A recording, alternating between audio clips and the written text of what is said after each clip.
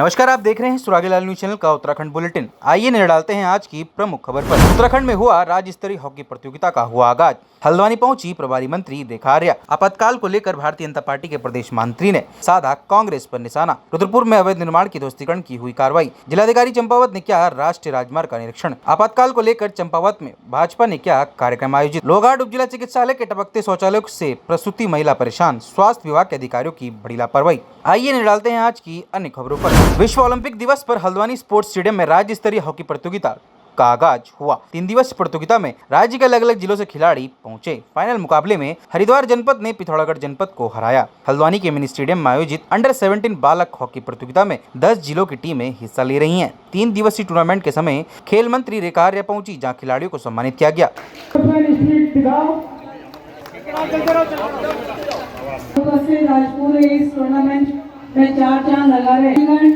पहली बार अपने प्रदेश में 23 जून को ही अंतर्राष्ट्रीय ओलंपिक दिवस राज्य बनने के बाद से हम लोगों ने आयोजन किया।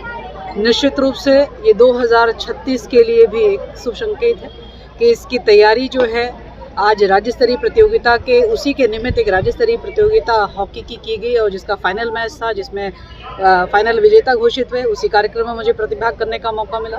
तो मैं ये देख रही हूँ कि लगातार जैसी 38 नेशनल गेम समापन हुए उसके बाद से लगातार जितनी अवस्थापनाएं हम लोगों ने डेवलप करी थी, उन अवस्थापनाओं में कहीं पे एशियन चैंपियनशिप हो रही है, कहीं पर नेशनल चैंपियनशिप हो रही है, कहीं पे हॉकी हो रहा है, कहीं पे फुटबॉल हो रहा है, कहीं पे जुजुत्सु हो रहा है, कहीं पे अन्य प्रतियोगिताएं हो रही है। तो लगातार मैं कह सकती हूँ कि ये कार्यक्रम निर्बाध तरीके से इन अवस्थापनाओं में हो रहे हैं, जो कि बहुत शुभ संकेत है उत्तराखंड को खेल भूमि बनाने के दृष्टिगत भी और आने वाले नेशनल गेम के दृष्टिगत भी और आने वाले 2036 के ओलंपिक होने के दृष्टिगत भी। हमारी ये पूरी कवायद इसी बात से है कि उत्तराखंड अपना अधिक से अधिक जो है प्रतिभागी और विजयी होने के लिए जो है उत्तराखंड से हमारे खिलाड़ी जाएँ, उस संकल्प को हम लोग आगे बढ़ा रहे हैं। रही बात हॉकी टर्फ की, तो मैं समझती हूँ कि हॉकी टर्फ भी इसी उद्देश्य से स्थापित किया गया है कि वहाँ पर राष्ट्रीय और अंतर्राष्ट्रीय स्तर की प्रतियोगिताएं वहाँ पर हो सके।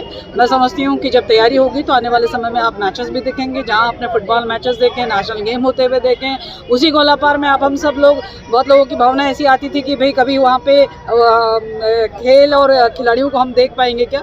लगातार जहाँ से हमने खेल महाकुंभ प्रारंभ किया, एक न्याय पंचायत स्तर से खेल महाकुंभ प्रारंभ किया, वो क्रम इस प्रकार से बदस्तूर जारी है कि आज लगातार प्रतियोगिता हो रहे हैं। तो हॉकी टर्फ में भी निश्चित रूप से आने वाले समय में प्रतियोगिताएं होंगी, जिसका आनंद खेल प्रेमी भी और खिलाड़ी भी लेंगे। हल्द्वानी पहुंची जिले की प्रभारी मंत्री रेखा आर्या ने सुभाष नगर क्षेत्र में नवनिर्मित आंगनबाड़ी का शुभारंभ करते हुए नौनिहालों के लिए सरकार द्वारा किए जा रहे बेहतर व्यवस्था का अवलोकन किया। इस दौरान उन्होंने कहा सरकार आंगनबाड़ी में पढ़ने वाले बच्चों को बेहतर व्यवस्था प्रदान कर सके, इसके लिए निरंतर नए प्रयोग आंगनबाड़ी केंद्रों में किए जा रहे हैं। इसके अलावा कई मुद्दों पर मंत्री रेखा आर्या ने संवाद किया।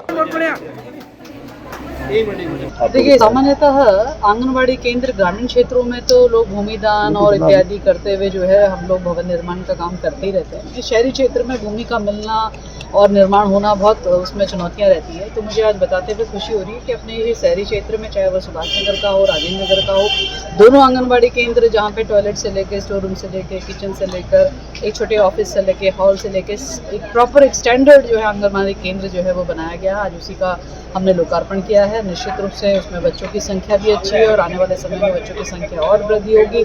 तो आज ये लोकार्पित हुए आंगनबाड़ी केंद्र जनमानस को समर्पित किया गया है। मैं समझती हूँ कि एक ये अच्छा संदेश है। इन भवनों को देखते हुए, सुविधाओं को देखते हुए पेरेंट्स जो है अधिक से अधिक बच्चे और गर्भवती गर्भधात्री जो है इन केंद्रों से जुड़कर सरकार के योजनाओं से लाभ। मैम, यहाँ के प्रभारी मंत्री भी हैं। यहाँ इस समय लोग सबसे ज्यादा अतिक्रमण वाले नोटिस से परेशान हैं। ये खुद इलाका जिस इलाके रकेशिया नाला, कलसिया नाला और तमाम अन्य इलाके हैं, उनके मकान तोड़ने की नोटिस दिया गया है और वो सब पर्वतीय क्षेत्रों से यहाँ बसे। उत्तराखंड भाजपा के प्रदेश महामंत्री राजेंद्र बिष्ट ने आज भाजपा कार्यालय बिगवाड़ा में प्रेस वार्ता कर इमरजेंसी के 50 वर्ष पूर्ण होने पर कांग्रेस पार्टी पर निशाना साधा। उन्होंने कहा कि 25 जून 1975 को उस समय की इंदिरा गांधी सरकार ने आधी रात को देश में जाकर आपातकाल घोषित कर कटुराघात कर लोकतंत्र की हत्या कर दी थी। ये निर्णय किसी युद्ध से कम नहीं था, बल्कि चुनाव रद्द कर सत्ता को बचाने की आवश्यकता की भूख के मद्देनजर हताशा भरा कदम था। इस पर 25 जून 1975 को जब आपातकाल लगा था, आज उसको 50 वर्ष पूरे हो गए। भारतीय जनता पार्टी ही नहीं, पूरा देश इसके लिए बहुत शोक मनाता है कि जिस प्रकार का अत्याचार हुई, जिस प्रकार अमानवीय कृत्य किए गए और विशेषकर हमारे जो लोकतंत्र के स्तंभ थे मीडिया, और अपने पत्रकार बंधुओं को, उन पर जिस प्रकार का हमला हुआ वो बहुत ही अमानवीय था। और पूरे देश के अंदर इन्हीं राष्ट्रीय स्वयं संघ को लेकर और अखिल भारतीय विद्यार्थी परिषद को लेकर, जनसंघ को लेकर, उनके नेताओं के जिस प्रकार उनको बिना अकारण लेकर गए और जेल के अंदर ठूसा गया, उनके परिवारों के साथ अत्याचार किया, इस सब को पुनर्स्मरण कराने के लिए हम लोग प्रत्येक वर्ष ये कार्यक्रम करते हैं। क्योंकि आपातकाल इस बार 50 वर्ष हो गए इस काले दिवस को, काले दिन के दिन, तो हम लोग इस पर सभी लोकतंत्र सेनानियों को अपने यहाँ बुलाते हैं, उनका सम्मान भी करते हैं, एक गोष्ठी भी करते हैं, एक प्रदर्शनी भी लगाते हैं। इसके अतिरिक्त हमने इस बार कोशिश करी है कि हम एक युवा संसद और एक महिला संसद लगाकर जो अपनी नई पीढ़ी है उनको भी ये मैसेज देना चाहते हैं कि ये सब लोग, ये पुरानी जो अत्याचार हुए जिस प्रकार का, इसकी पुनरावृत्ति ना हो, इसके लिए, इस कालखंड को याद दिलाने के लिए ये प्रेस वार्ताएं और ये गोष्ठी करते हैं।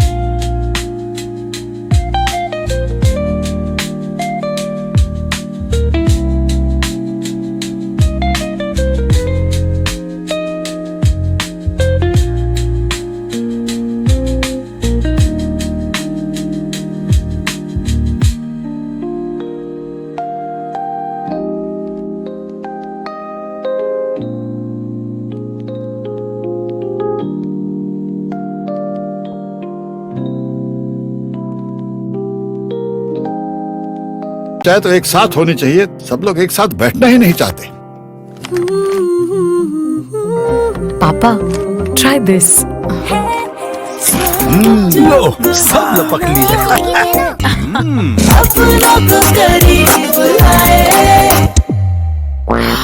ये क्या हाल कर दिया है रूम का? बस कल से चाय कल से जाए मेरे रूम में।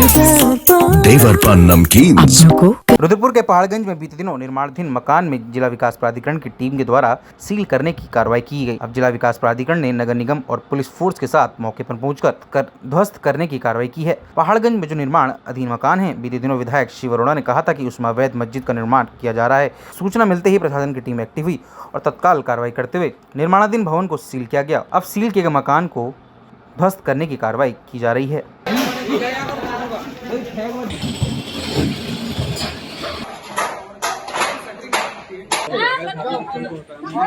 पहाड़गंज में जो अवैध संरचना संज्ञान में आई थी, जिसको कि सील भी किया गया था, ध्वस्तीकरण का आदेश भी किया गया था और बीच में प्रकरण न्यायिक प्रक्रियाओं में भी आया था, तो मैंने अपने जो हमारे अधिवक्ता हैं प्राधिकरण के और हमारे जो शासकीय अधिवक्ता हैं स्टैंडिंग काउंसिल है, उनसे दोनों लोगों से हमने परीक्षा करी थी कि वर्तमान स्थिति क्या है।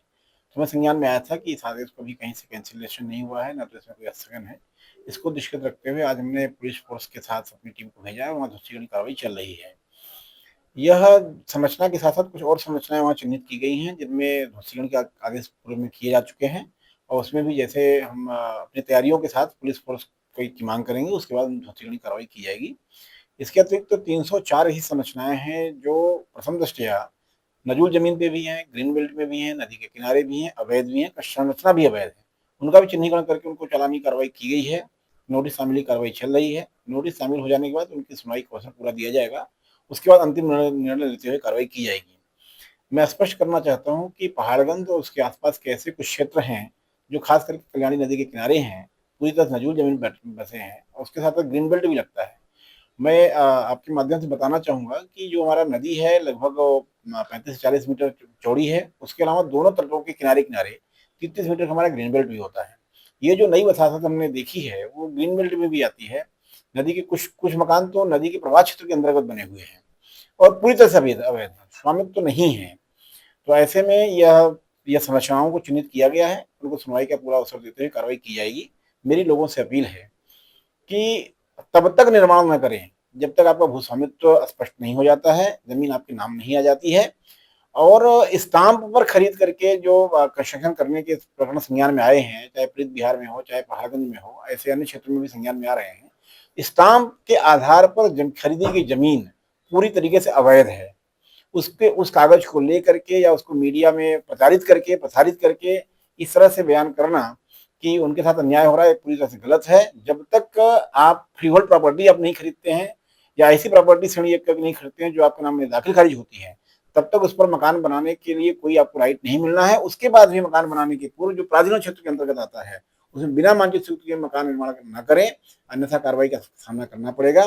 मेरी लोगों से अपील है कि जमीन खरीदने से पहले, निर्माण करने से पहले जो भी विधिक कार्रवाई उसको पूर्ण करें। ये रुद्रपुर के पहाड़गंज क्षेत्र में जिला विकास प्राधिकरण द्वारा जो अवैध रूप से नजूल भूमि पर एक स्ट्रक्चर का निर्माण किया जा रहा था, इनको नोटिस दिया गया था और काम रोकने को कहा गया था। नोटिस देने के पश्चात भी इनके द्वारा बदस्तूर कार्य जारी रखा गया, जिस पर माननीय उच्च न्यायालय के जो आदेश हैं कि किसी भी प्रकार से सरकारी भूमि पर अतिक्रमण ना हो, तो जिला विकास प्राधिकरण द्वारा आज इस अतिक्रमण को ध्वस्त करने की कार्रवाई की जा रही है और जिसमें हमारे पुलिस विभाग द्वारा, जिला प्रशासन द्वारा अपेक्षित सहयोग लॉ एंड ऑर्डर के रूप में जो है यहाँ पर प्रदान किया जाए।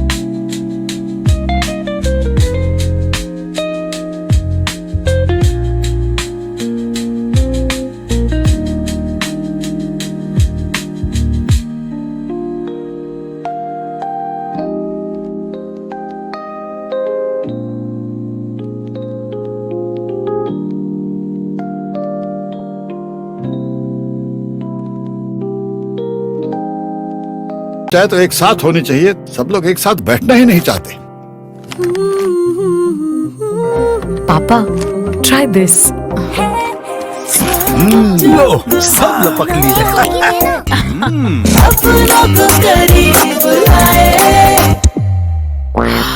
ये क्या हाल कर दिया है रूम का? बस कल से चाय। कल से चाय मेरे रूम में। देवर पान नमकीन। जिलाधिकारी चंपावत मनीष कुमार ने बुधवार को चंपावत से टनकपुर के राष्ट्रीय राजमार्ग कार्यशैली का निरीक्षण कर क्रॉनिक भूस्खलन और सुरक्षात्मक दृष्टि से संवेदनशील क्षेत्रों की स्थिति का जायजा लिया। निरीक्षण के दौरान जिलाधिकारी ने राष्ट्रीय राजमार्ग विभाग के अधिकारियों को निर्देशित किया कि राजमार्ग किनारे स्थित खतरनाक पुश्तों का अविलंब 2 दिन के भीतर काटा जाए ताकि आवागमन पूरी तरह से सुरक्षित रहे। देश में पहली बार वर्ष 1975 में लगी आपातकाल दिवस को भाजपा ने चंपावत में काला दिवस के रूप में मनाया। इस दौरान कार्यक्रम में उपस्थित विभिन्न बीजेपी कार्यकर्ताओं ने अपने विचार रखे। बुधवार को बीजेपी कार्यालय में प्रदेश कार्यकारिणी सदस्य शंकर पांडे की अध्यक्षता में कार्यक्रम का आयोजन किया गया। निर्देश है और ये अपेक्षा भी है कि जो आपदा सीजन है, जो बारिश हो रही है, कहीं पर भी जान और माल की हानि ना हो और आपदा की तैयारियां ससमय कर ली जाए। उसके क्रम में आज हम लोगों ने चंपावत से लेकर के यहाँ टनकपुर हमदका इन सभी क्षेत्रों में जो ऐसे क्रिटिकल क्षेत्र थे जहाँ पर आपदा से जो जान माल की हानि हो सकती है वो संभावित क्षेत्र हैं, उन सभी क्षेत्रों का भ्रमण किया गया। इसमें जो हमारा उसी कोट शारदा नदी और साथ साथ पूर्णागिरी तक के क्षेत्र का हम लोगों ने भ्रमण किया। जो क्षेत्र जहाँ पे स्लाइड्स हैं उसके लिए NHAI को और PWD के क्षेत्र में अगर कहीं नाले चौक हैं उसके लिए एंकर बोल्ट निकले हुए हैं कहीं पर, उनके लिए भी निर्देश दिए गए। साथ ही सिंचाई विभाग द्वारा कई जगहों पर चैनलाइजेशन का कार्य जो फॉरेस्ट क्षेत्र में है वहाँ फॉरेस्ट के साथ समन्वय बना करके चैनलाइजेशन का कार्य समय से पूर्ण करने के लिए निर्देश दिए गए। और क्योंकि अभी हमारे पास जो सबसे इम्पॉर्टेंट चीज़ है, सबसे महत्वपूर्ण बिंदु है वो समय का है, तो उसको ध्यान रखते हुए तत्काल कार्रवाई करने के लिए निर्देश जो अधिकारी को उनको बताया गया। साथ ही नेशनल हाईवे का भी एक इशू है, उनका इंलैंड पोर्ट आ रहा है, वहाँ पर जो स्थापनाएँ विकसित की जा रही हैं उसकी वजह से पानी की निकासी में दिक्कतों के बारे में बताया गया। उसके लिए भी NHAI के जो PD हैं उनको निर्देशित किया गया। कुछ जगहों पे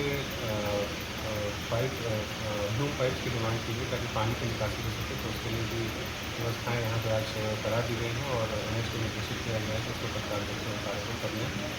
और सिंचाई विभाग द्वारा जहाँ जहाँ उनकी अवस्थापनाएँ पुल वगैरह का निर्माण होना है उसको भी अवगत किया गया, तत्काल रूप से कर लिया जाए। साथ ही आज जो स्थलीय भ्रमण में एक चीज़ जो प्रदर्शित हुई है वो ये है कि ऐसे जो वल्नरेबल पॉइंट्स हैं जहाँ पे आपदाएँ होती हैं वहाँ पे साइनेजेस जो है वो नहीं दिख रहे हैं, तो साइनेजेस उसको लगा लिए जाएँ। जो दूरस्थ केंद्र हैं, सरकारी केंद्र हैं, उसके बारे में उसको विवरण दिया जाए। जो घास नंबर उसमें डिस्ट्रिक्ट मजिस्ट्रेट लेकर के जो विभाग है, कार्यवाही संस्था है, उन सभी को वहाँ पर दिए जाए ताकि किसी प्रकार की कोई कठिनाई जो लोग हैं उनको ना हो। साथ ही राष्ट्रीय रेल से भी, भारतीय रेल से भी कुछ इशूज़ जो है वो क्रॉप हुए थे। उनकी पाइपलाइन की वजह से जो दोनों साइड के गांव हैं उनकी कनेक्टिविटी, अंडरपास में पानी भरना आदि की समस्याएँ अवगत की गई। इसके लिए तैयारियों की तरह को सुदृढ़ करते हुए 2 नलकूप के पंप के बारे में बात की गई और साथ ही उनको और अवगत किया गया कि जो टनकपुर बनमसा क्षेत्र है जहाँ पे उनके द्वारा जो नालियाँ निर्माण की गई हैं उन नालियों को ढकने के लिए इसकी पर्याप्त व्यवस्था कर ली गई है और उसको तत्काल रूप से ढकने की कार्रवाई करके 2 दिन में उसको भी पूर्ण कर लिया, तो ये भी उनको अवगत किया गया। साथ ही पिलरबंदी के कार्य के लिए भी उनको अवगत किया गया। पिलरबंदी के कार्य अभी क्योंकि आवागमन में कठिनाई हो रही है, मौसम ठीक नहीं है, तो पिलरबंदी के कार्य को एजेंट के साथ समन्वय कर ही उसको करेंगे। उनके द्वारा 3 क्षेत्रों में अतिक्रमण के बारे में बात की गई, जिसको नियमानुसार हम लोग देखेंगे और उस पर जो भी विधिक कार्रवाई होगी उसको पूर्ण जो है वो किया जाएगा। NHPC के क्षेत्रों में सड़क की एक दिक्कत रही है कि सड़क का निर्माण अभी भी पेंडिंग है, तो उसके लिए कार्य NHPC के जो अधिकारी आए थे उनको बता दिया गया है कि सड़क के जो कार्य हैं उसको टाइमलाइन को बनाते हुए उससे वो मुझे अवगत करेंगे और समय सीमा के अंतर्गत ही इन कार्य को पूर्ण करेंगे। और साथ ही फॉरेस्ट का भी को अवगत किया गया, उनके जो अधिकारी थे उनको भी बताया गया है कि फॉरेस्ट के जो कार्य होने हैं खासकर के रिवर चैनलाइजेशन का और जो सड़क है पूर्णागिरी माता मंदिर का, इसमें कई जगह गाद वगैरह आए हैं उनको ठीक कर लिया जाए। इसमें हमारे जियोलॉजिकल सर्वे ऑफ इंडिया के एक्सपर्ट्स भी रहे, उन्होंने भी हमें एक विषय पर हमें दिशा निर्देश और मार्गदर्शन किया जिसमें PWD का एक पुल हमारे यहाँ बनना है 300 मीटर का, तो उसके दोनों अबटमेंट के बारे में उन्होंने उसकी भौगोलिक परिस्थिति के बारे में बताया, जिसका संज्ञान लिया जाएगा। और SCN जो है वो भी साथ में खड़े थे, उनको भी अवगत किया गया कि क्या वो इस पर कार्रवाई करते हुए अपने जो डिज़ाइन और पैरामीटर है उसको भी ऐड कर लेंगे, उसको जोड़ लेंगे और उसके हिसाब से अच्छे जो आप स्थापना बनाएंगे वो सही बनाएंगे और वो अच्छे से वो हमारे यहाँ लॉन्ग टर्म में वो सस्टेनेबल हो, उसको ध्यान देंगे। तो इस प्रकार से माननीय मंत्री जी के निर्देशों के क्रम में जो कार्रवाइयाँ हैं इसको त्वरित गति से समय सीमा के अंतर्गत पूर्ण करने के सार्थक प्रयास के सभी जो हमारे विभाग हैं उनको निर्देश दिए गए हैं और ये सभी विभागों से अवगत भी किया गया है कि इसकी पुनः समीक्षा जो है हम लोग प्रतिदिन समीक्षा भी करेंगे कि उन्होंने क्या कार्रवाई की है और किसी प्रकार की, जैसा मैंने आप सभी को बताया कि किसी प्रकार की जान माल की हानि ना हो, इसको सुनिश्चित किया जाए, इसके निर्देश सभी अधिकारियों। मुख्यमंत्री के आदर्श जिले चंपावत के सबसे बड़े OPD वाले लोहाघाट उप जिला चिकित्सालय में अव्यवस्थाएं रुकने का नाम नहीं ले रही है। लोहाघाट उप जिला चिकित्सालय के प्रसूति कक्ष के शौचालय बरसात होने पर टपक रहे हैं। शौचालय छतों में बड़ी बड़ी दरारें पड़ चुकी हैं, दरवाजे टूटे पड़े हैं तथा शौचालय में काफी गंदगी है, जिस कारण प्रसूति महिलाएं उनको जिम्मेदारों को दिक्कत उठानी पड़ रही है। समस्याओं को जानकर भी स्वास्थ्य विभाग की जिम्मेदारी अनजान बने बैठे हुए हैं। प्रसूता महिलाओं के साथ आई दिया बोरा ने बताया कि शौचालय बरसात आने पर टपक रहे हैं, बड़ी बड़ी दरारें शौचालय में आ चुकी है, जिससे कभी भी बड़ा हादसा हो सकता है। यहाँ पे एक तो पलक खराब है, मतलब जिस एक रूम में 6 पलक है तो एक ही सही है और वॉशरूम डिलीवरी वालों के रूम में मतलब वॉशरूम खराब है, टपक रहे हैं वो बारिश में। धूप वालों के लिए तो धूप में तो सही है, कोई भी जा सकता है और यहाँ वॉशरूमों में ना हार्पिक है ना बुरुश है कहीं भी, मतलब मैं जितना मैं भी गई हूँ वहाँ तो नहीं था और लगे पता नहीं। सर जो मतलब ऑपरेशन वाले हैं ना, जिनकी ऑपरेशन से डिलीवरी हो रखी है तो उनके लिए मशीन लगाने में दिक्कत हो रही है, बदबू आ रही है अंदर कमरे में ना, वॉशरूम में भी स्मेल आ रही है। तो कहना चाहेंगे तो इनको मतलब सुधारीकरण करें, ये पलक जो फिटिंग दोबारा करेंगे जल्द तो ये, और जो छत टपक रही है ना सही कर दिया वो। ऐसे तमाम सारी अपडेट्स के लिए जुड़े रहिएगा सुरागीलाल न्यूज़ चैनल के साथ।